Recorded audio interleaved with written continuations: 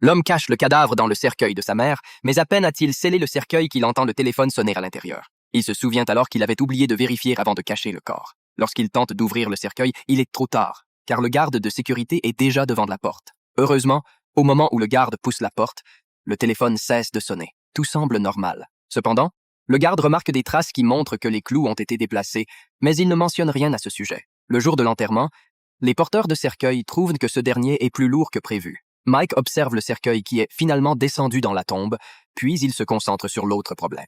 La voiture endommagée. Il se précipite pour nettoyer les traces de sang dans le coffre, mais il remarque une fissure sur le pare-brise avant. À ce moment-là, une troupe de policiers apparaît. Mike a une idée. Il attache sa ceinture de sécurité, met des protège-dents, appuie à fond sur l'accélérateur et les policiers s'apprêtent à intervenir. Mike prétend que c'était l'absence de frein à main qui avait causé l'incident et présente ses papiers d'identité. À sa grande surprise, ceux qui voient ces documents restent figés. Il s'avère que c'était leur supérieur. Mike utilise cette excuse pour envoyer la voiture en réparation. À peine est-il revenu au commissariat qu'il reçoit l'ordre de traquer un trafiquant de drogue. Lorsqu'il voit la photo du suspect, il est choqué. C'est l'homme qu'il vient d'enterrer. Mais pour ne pas éveiller les soupçons, Mike suit ses collègues sur les lieux. Tandis que ses collègues sont tendus, Mike erre tranquillement jusqu'à ce qu'il tombe sur un chien près du lieu de l'accident. Lorsqu'il revient sur les lieux du crime, il remarque qu'il a laissé une marque de pneu de freinage d'urgence. Juste derrière lui, une voiture de police arrive aussi.